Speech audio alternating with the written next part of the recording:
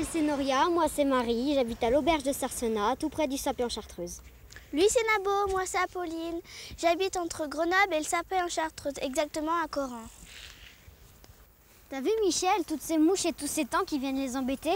Ah, les insectes alors, c'est quelque chose. Hein. Vous savez qu'ils font vraiment partie d'un monde à part. Simplement par leur nombre énorme, ils surpassent en espèces et en individus tous les animaux de la planète. C'est le monde des insectes que nous allons découvrir aujourd'hui. En tout cas, c'est pour ça que je vous ai rendu visite ici en Isère, dans le massif de la Chartreuse, à quelques kilomètres de Grenoble. Vous êtes prêtes? On y va. Allez. On y va. Michel, tu dis qu'il y a plein d'espèces d'insectes. Mais au fait, il y en a combien exactement? On en connaît aujourd'hui un peu plus de 2 millions et on en découvre 2 à 3 000 chaque année. C'est énorme. Je vais vous raconter une petite histoire. Il y a un entomologiste, un spécialiste des insectes, qui se passionnait pour les insectes tropicaux. Un jour, il a une idée. Il dit, tiens, on va faire une expérience. Je vais asphyxier tous les insectes contenus dans un arbre tropical géant. Alors il invente un système, mais avant d'asphyxier les insectes, il étend sous l'arbre des bâches en plastique pour recueillir les insectes morts. Il envoie l'insecticide, les insectes meurent et tombent sur la bâche. Et là, étonnement général, les 3/4 des insectes tombés sont inconnus. Mais comment ça se fait qu'on en découvre maintenant? Ah, parce que regarde, autour de nous, il y en a des insectes qui sont à portée de main, à portée de regard, mais là-haut, au sommet des arbres, c'est pas évident de les découvrir.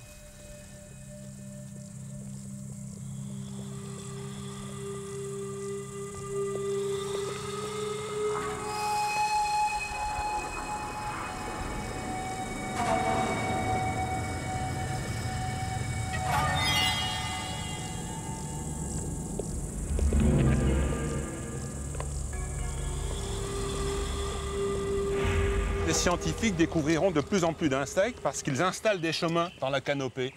Et c'est quoi la canopée, Michel? C'est là-haut, c'est ce fouillis de branches et de feuilles dans lequel je vous entraîne.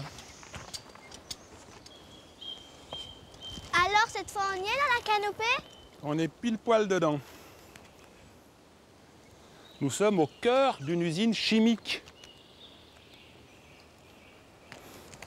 Ici, grâce à la photosynthèse, il y a une production de sucre. Et chaque arbre de la forêt équatoriale, évidemment beaucoup moins ceux-ci, sont capables de fabriquer 1,5 kg de glucose par jour. Alors 40% de ce glucose sert à fabriquer des protéines, à fabriquer de la cellulose. Et ça, vous voyez, pour les insectes, c'est un trésor. C'est une véritable manne. C'est pour ça qu'on trouve beaucoup d'insectes dans les canopées, au sommet des arbres. J'ai eu la chance, il y a quelques années, de me retrouver à Bornéo, à 40 mètres au-dessus du sol, dans la canopée. Et en fait, c'est où Bornéo? Bornéo, c'est une très grande île, à cheval sur la Malaisie et l'Indonésie. C'est en Asie du Sud-Est. Et dans cette canopée, c'était formidable parce qu'il y avait évidemment des feuilles partout. Tout était peint en vert, mais il y avait aussi des fleurs, beaucoup d'orchidées. J'étais dans un jardin suspendu.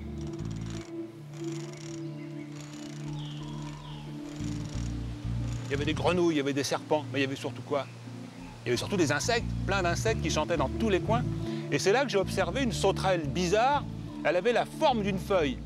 Vraiment, hein? Elle était toute verte aussi, et elle avait même des nervures qui faisaient penser aux nervures de la feuille. C'est étonnant quand même. Mais pourquoi elle était de cette forme-là en feuille? C'est du camouflage. Et chez les insectes, on trouve souvent des astuces comme ça pour se protéger des prédateurs. Il y en a qui sont très connus comme les phasmes. On dirait des brindilles. Et puis il y en a d'autres qu'on appelle des philis.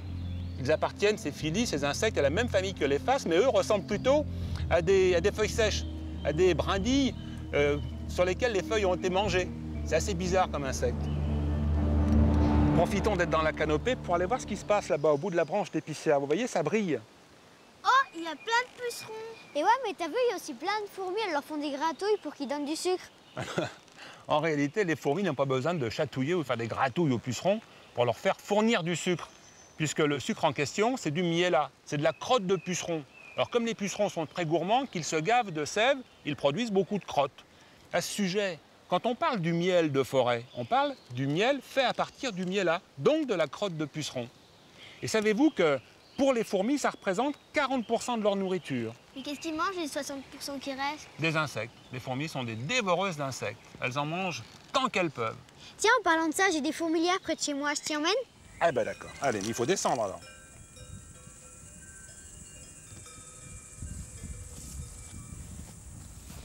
Les voilà, mes fourmilières, Michel. Comment tu les trouves? Ah, elles sont mimites et fourmilières. Vous savez qu'autrefois, les fourmis rousses étaient considérées comme désagréables dans la forêt. Aujourd'hui, au contraire, on les protège. Il y a même une loi qui interdit de détruire les fourmilières. Vous savez pourquoi? Parce qu'elles mangent beaucoup d'insectes? Voilà, elles mangent beaucoup d'insectes. Venez, je vais vous raconter une histoire d'ailleurs à ce sujet. Dans les Alpes italiennes, des scientifiques ont remarqué la chose suivante. Sur 1 million de fourmilières, ce qui représente 300 milliards de fourmis, 72 tonnes d'insectes sont capturées et dévorées par jour. Ce qui fait, pour 200 jours d'activité, comme on dit pendant la belle saison, 14 400 tonnes d'insectes mangés par les fourmis. Mais nous, quand on circule en voiture, on en tue des insectes. Ben oui, forcément, et je peux même te dire qu'on en tue en moyenne environ 2 500 000 par pare-brise de voiture. Mais qu'est-ce qui reste pour les oiseaux insectivores?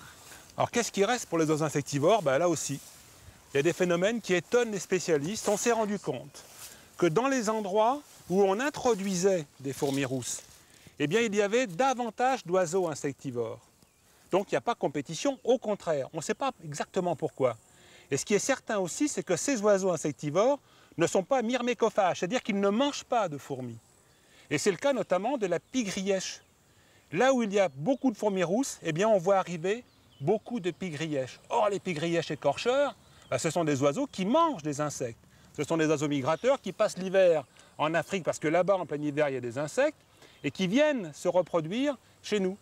Donc, ces oiseaux, au moment du nourrissage, sont toujours en train de chasser. Ils se perchent, ils regardent dans le paysage, et là, ils nourrissent sans arrêt les jeunes. Et quelquefois même, ils font des réserves. Et c'est pour ça qu'on les appelle écorcheurs. Parce que, quand ils prennent un insecte, ils l'empalent quelquefois même vivant sur des épines, ou de ronces, ou de rosiers, ou, je ne sais pas, par exemple, de prunelliers.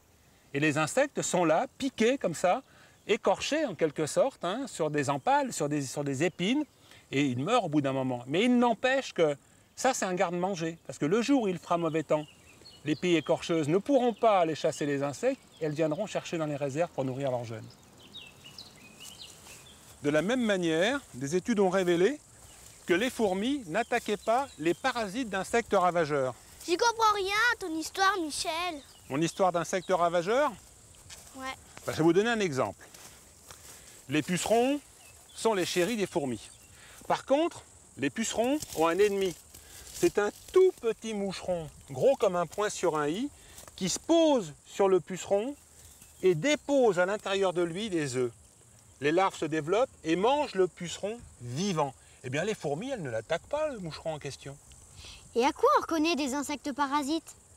Alors, en général, disons la plupart du temps, on les reconnaît parce qu'à l'extrémité du corps, les femelles ont ce qu'on appelle une tarière.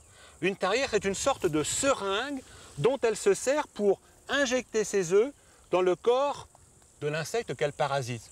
En général, c'est une larve. Alors ça, c'est complètement fou. Quand on les voit faire, on se pose un certain nombre de questions. Et moi, j'en ai une question à laquelle on n'a pas vraiment répondu dans les livres et même dans les études. Quand une guêpe se balade dans la forêt, elle sait trouver sous l'écorce des arbres la larve dont elle a besoin pour pondre ses œufs. Comment est-ce qu'elle la détecte? Par l'odeur, par des vibrations? C'est pas aussi simple que ça, c'est certainement beaucoup plus complexe. Il n'empêche que la guêpe se pose sur l'écorce, elle enfonce sa tarière à travers l'écorce sans voir l'insecte. Et elle dépose ses œufs pile poil dans la larve de l'insecte qu'elle parasite. Ça quand même, c'est extraordinaire, non?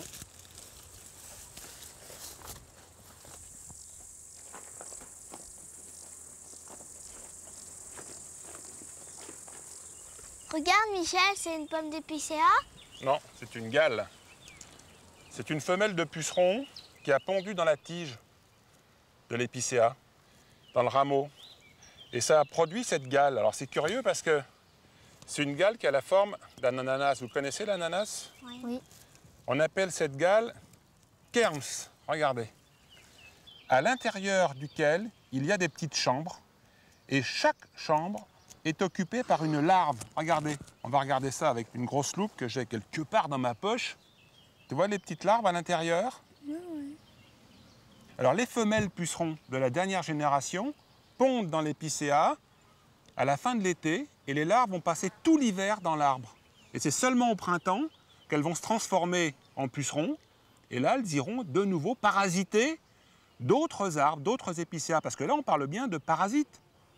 Et quand elles sortent, par où elles passent? Regardez, tout est fermé, il n'y a pas d'issue de secours.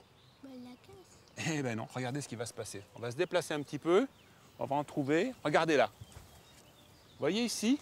Je vais la couper aussi. Hop. Voilà une autre gale, mais celle-là, elle date de l'année dernière. Les pucerons sont partis, les portes sont ouvertes. Regardez, vous les voyez les portes? Ce sont ces petits trous. Michel, c'est pas une gale là-bas qu'on voit sur l'églantier? Si, ce sont même des gales de cynipe, c'est une petite guêpe. Tu peux aller me la chercher, s'il te plaît? Parce qu'il y a plein d'orties. Bon, je suis prêt à tous les sacrifices pour vous. Vous avez peur des orties? Non. Oui. Allez, Michel, vas-y! Courage! Bel exploit! Voilà la gale de Cynips. C'est ça? Ouais, c'est ça, c'est bon, on dirait une perruque. Perruque de clown. Alors c'est une petite guêpe qui a pendu là-dedans. Quand la gale se forme, la larve évolue à l'intérieur de la chambre. Eh bien, dans la plupart des cas, en plus, la plante nourrit la larve. C'est-à-dire qu'à l'intérieur de la chambre, la paroi est tapissée de tissus qui sont des tissus nourriciers de la larve. La plante donne à manger à son parasite.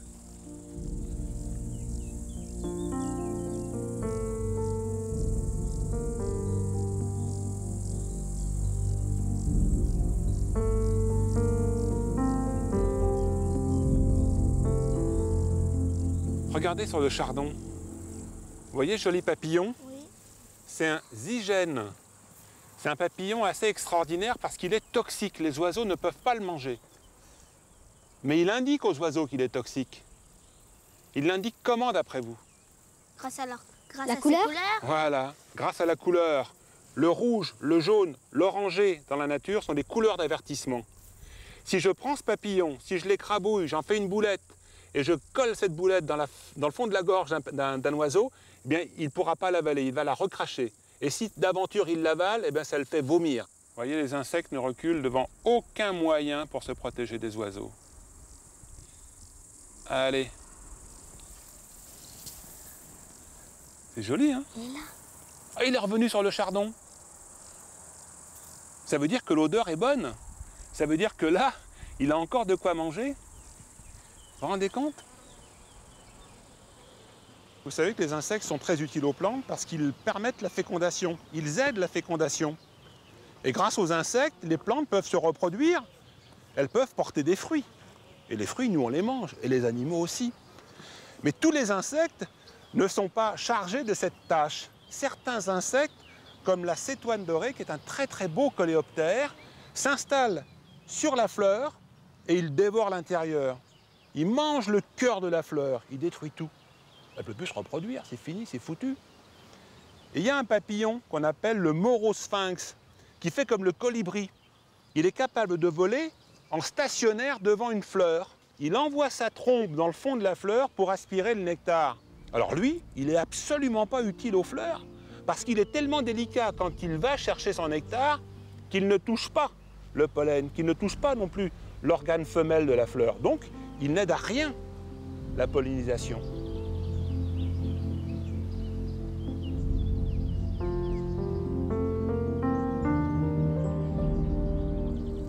Est-ce que tu as fait une collection d'insectes? Oui, j'ai fait une collection d'insectes. Quand j'avais votre âge, j'avais une très jolie collection de coléoptères et puis de papillons. Mais j'ai vite arrêté en fait, parce que je me suis rendu compte que des papillons épinglés ou des insectes épinglés, bon, c'est quand même pas terrible. C'est un peu cimetière. Je préfère les voir vivants. Alors d'autant plus que beaucoup d'insectes aujourd'hui sont menacés de disparition. Et c'est pas seulement dû au fait que l'environnement change. C'est aussi dû parce qu'ils sont très chassés. Ils sont récoltés en très grand nombre pour être mis justement dans des collections. Alors, dans ce bouquin, regardez, vous voyez ce papillon-là, c'est l'Apollon. Lui est protégé par la loi. On ne peut pas le récolter aujourd'hui, parce qu'il est devenu rare. Mais c'est vrai aussi pour un autre insecte, regardez celui-là. C'est un longicorne, vous voyez comme il est beau? Ben, lui aussi est protégé par la loi. Alors ça, c'est très important, il faut vraiment respecter ces règles-là, sinon ils finiront un jour par disparaître. Ils ont des grandes antennes. Alors il y a des lieux sur la planète où on élève les papillons, ou les insectes, mais plutôt les papillons qui sont en voie de disparition. Et il y a un endroit comme ça qui a été mis en place par des scientifiques, c'est à Belize. C'est un tout petit pays, 2 fois grand comme la Belgique, situé en Amérique centrale. Alors c'est un pays tropical, la forêt est dense, et en pleine forêt, eh bien, il y a une ferme à papillons. Alors mine de rien, c'est du boulot, hein. Ça veut dire que les papillons, ils se nourrissent d'une plante quand ils sont adultes, mais leurs chenilles se nourrissent d'une autre plante. Donc il faut, pour élever des papillons dans de bonnes conditions, trouver la plante qui correspond à la nourriture de la chenille. Puis après, il faut surveiller tout ça, éviter les maladies des papillons. Et il faut les emmener comme ça jusqu'à leur maturité. Alors c'est vraiment un gros travail. Mais en même temps, ça permet aux scientifiques de comprendre la place du papillon dans la nature. On sait que les papillons jouent un rôle dans la pollinisation, par exemple. On sait que les papillons sont mangés par des animaux, par des oiseaux. On essaie de comprendre la relation qu'il peut y avoir entre les plantes, les papillons et les autres animaux de la forêt. Et en essayant de comprendre ça, on s'est rendu compte que lorsqu'il disparaissait un élément de la forêt, par exemple des végétaux, une espèce de plante qui devient rare, bien aussitôt, il y a des populations de papillons qui s'affaissent, qui disparaissent, parce que la plante qui sert à nourrir les chenilles, ben on ne la trouve plus. Elle n'existe plus, elle a été détruite. Ou alors, c'est la plante qui nourrit l'adulte. Donc, protéger les papillons, comprendre comment ils fonctionnent, c'est protéger leur environnement. Donc, c'est protéger des territoires entiers, des forêts, des prairies. Alors ça, il faut vraiment respecter ça.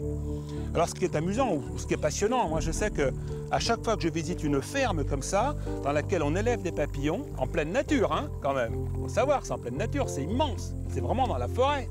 Eh bien, on est toujours récompensé du travail qui consiste à chercher la bonne plante pour nourrir la chenille, du travail qui consiste à protéger la chenille des maladies, parce qu'en fin de compte, on peut assister à la naissance du papillon, et ça, c'est grandiose.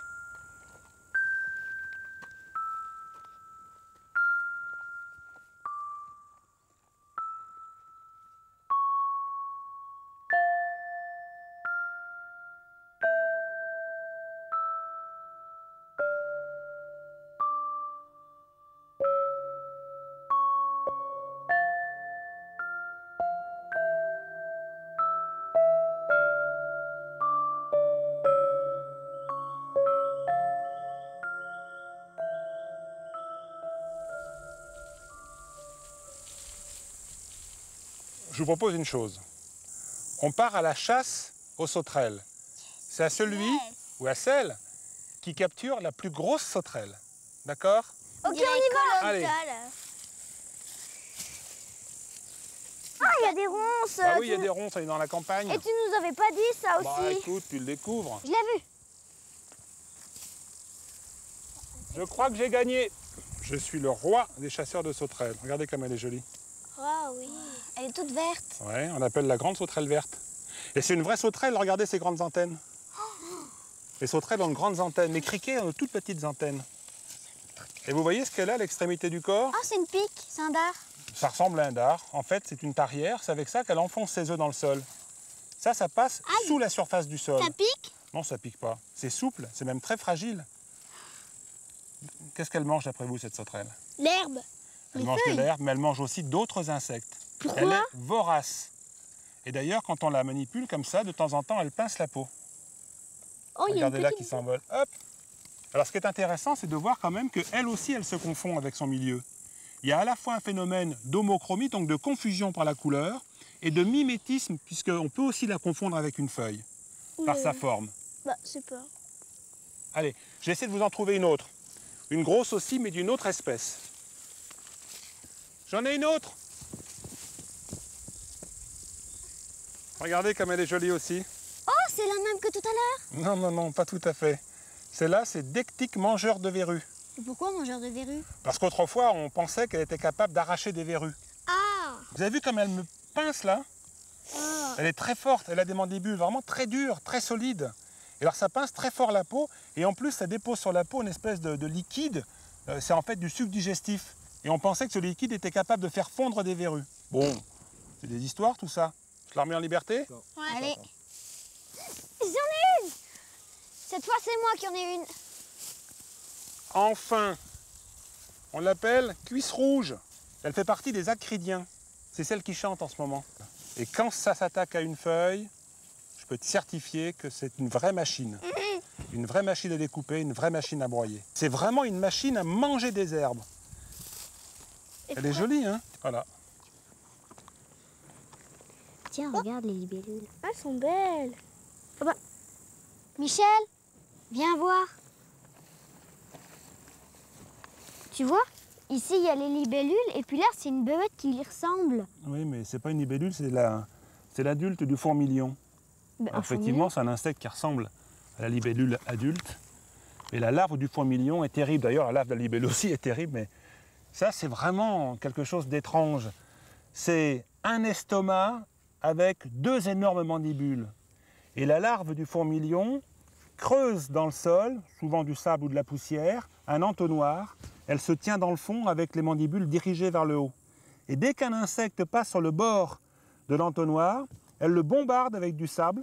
L'insecte roule dans le fond, elle le saisit avec ses mandibules et elle le mange. Ah, j'aimerais pas être un insecte, hein, ça fait vraiment monstrueux quand on les voit faire. Qu'est-ce qui lui est arrivé à cet arbre? Bah écoute, il a été blessé probablement. Hein. Blessé par quoi? Par une chute de pierre peut-être, oui. La pierre est arrivée de là-haut, vous voyez, ça a tapé dans l'écorce et il a perdu sa résine. Ce genre d'accident naturel intéresse beaucoup les scientifiques. Pourquoi?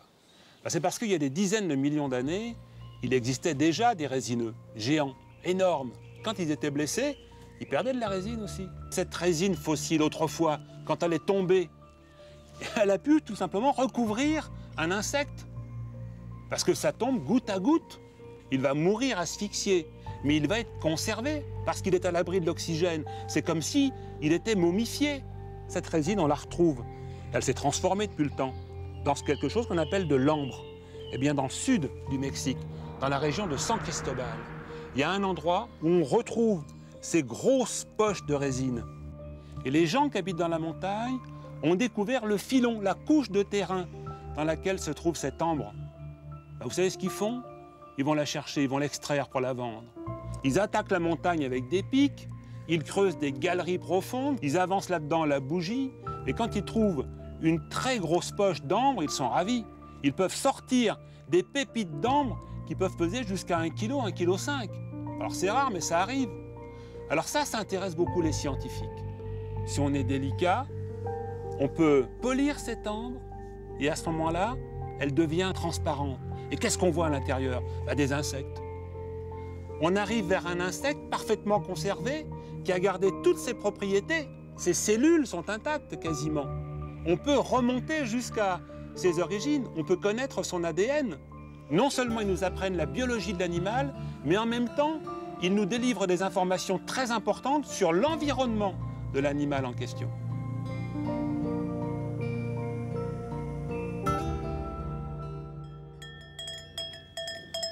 Elles sont jolies ces vaches. Ah ouais. Alors, que retenez-vous de notre petite balade dans le monde des insectes? Ben moi, je trouve que la nature, elle a donné plein de couleurs et plein de formes aux insectes, et je trouve qu'elle s'en est donnée à cœur joie. Ah, j'aime bien cette formule. Et toi, Apolline? Les insectes sont nos amis et il y en a qui sont utiles pour les hommes. Oui, c'est vrai. On peut même ajouter que parfois des hommes un peu fous ont réussi à faire disparaître des espèces animales. Mais d'après vous, est-ce qu'ils arriveront à faire disparaître définitivement tous les insectes? Non. Et ça, c'est plutôt une bonne nouvelle. Les insectes sont nos amis, il faut les aimer aussi. Ils occupent tous les milieux et ils en sont très heureux. Le sol, l'air, l'eau